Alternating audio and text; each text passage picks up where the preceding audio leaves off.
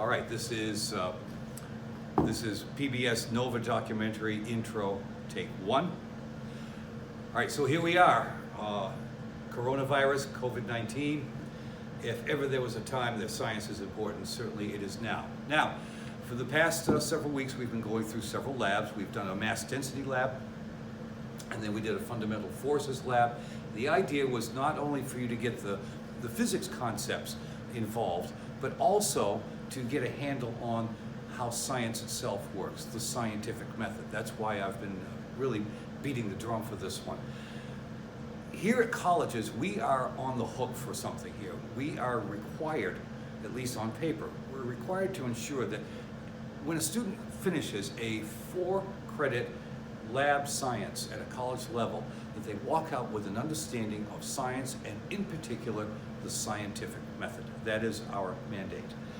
So now that you've gone through these 2 labs and have had hands-on experience, what I typically do is pause in the semester and have you watch a documentary, a PBS Nova documentary. So I'm not going to have the opportunity to chat with you like I would normally want to, but I'll just press on. So I'll start with this idea. We'll get it right down to a local level. Who can serve on a local school board? And the answer is pretty much anyone who is a resident of that town. Now, there are some misconceptions about school boards and what the qualifications are to serve on a school board. And as I just said, you just pretty much have to be a resident, and that's it. You do not have to be an education specialist. You don't have to be an educator. All you have to do is be a citizen.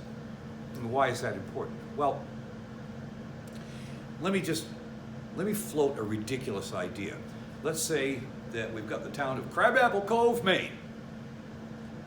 And up there in Crabapple Cove, Maine, they got the town drunk, Ethan Shumway. Every town's got one, so Ethan Shumway is the registered town drunk for Crabapple Cove. So one night, Ethan Shumway is down there at the Legion, sucking down $2 PBRs, and his buddies decide that they're going to have a little fun with him, seeing how Ethan made it all the way up to the 8th grade. So they start pouring more PBR into him, and then they say, you know, Ethan, maybe it's a good idea if you'd run for the school board. There's an opening, you know. Ethan says, there is?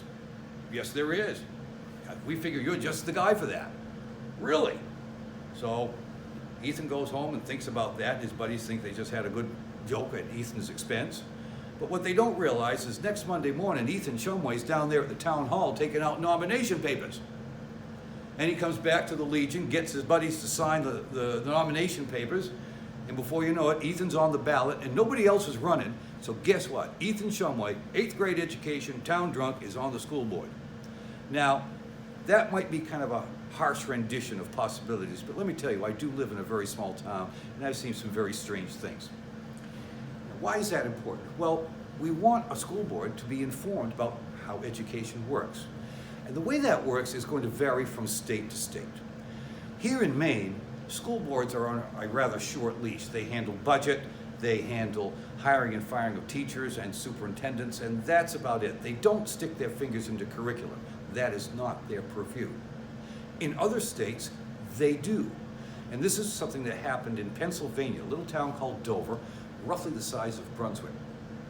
They had some new members of the school board that had just been elected, and this school board was permitted and encouraged to stick their fingers into curriculum, even though they were not subject matter experts. What happened was that the school committee passed a resolution whereby intelligent design would be taught as an alternative theory to evolution in high school biology classes. Now, I'm going to tell you right now, intelligent design is not a science. It is a repackaging of creationism. And creationism has a religious basis to it, which contravenes the Establishment Clause of the United States Constitution. And quite a fracas ensued afterwards. There were lawsuits and people got hurt, and it was so very, very unnecessary. This is what this documentary is going to talk about. And by now you're probably asking, why are we tackling an issue in biology in a physics course? Well, because of the ramifications. The way the lawsuit worked was, a judge was asked to render an opinion. That opinion being, is intelligent design a legitimate branch of science? And in order to render that opinion, the trial had to go through the pieces and parts of the scientific method, what does constitute a science and what does not. Now, let me also quickly add that this is not about whether creationism is right or wrong, whether evolution is right or wrong. It's about what is science and what is not science. And even though you're not here to become a physicist per se, you are expected to walk out of here being science literate. And this is part of what the science literacy entails. And again, why are we looking at it from the standpoint of a physics course? Well, for instance, science, physics in particular, tells us that the universe is 13.8 billion years old. However, there are other ideas, not science-based, that tell us that the universe is much, much younger than that, not even 1 million years old. And again, it's not about what's right or what is wrong, it's about what is science and what is not science. So, personally, I believe that a lot of this damage could have been avoided had people known the language of science, which again, we've been drilling non-stop since we started here back in January. I think that a lot of this could have been avoided if people just understood how science works. I think most people involved in this case were well-intentioned, but perhaps not as informed as we would have liked. Now, as you watch this, there are going to be some things that I want you to watch out for. At roughly the 41-minute mark, you're going to see a wonderful example of how the scientific method works. And this is why I wanted you to review the scientific method and the terms that we've been using thus far. You'll see that they're looking at a prehistoric critter called a tiktaalik.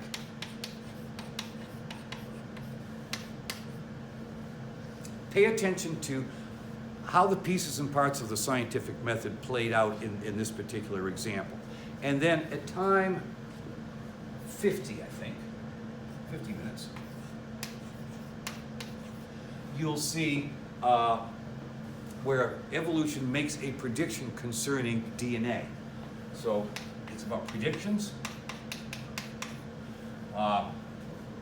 and quantitative techniques.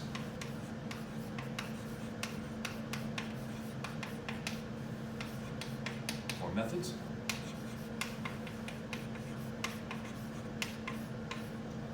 Etc. These two examples are Galileo all the way. This is exactly what Galileo was telling us how to manage the business of science. So what I would like you to do is watch this PBS documentary. It's roughly 2 hours long. I don't expect you to sit and watch the whole thing nonstop for 2 hours. Watch it for 20 minutes, 25 minutes or so, put it on pause, get up, go get yourself something to eat, come back, watch a little bit more, do that. But when you have completed it, we're going to discuss it in greater detail. But these are the two things that I want you to pay attention to for starters. And I'll be emailing you some stuff in the meantime to also look back on. One of the advantages of doing this at home is you can pause and rewind and pause and rewind. So there is that advantage. All right, so with that, good luck, and I'll chat with you later.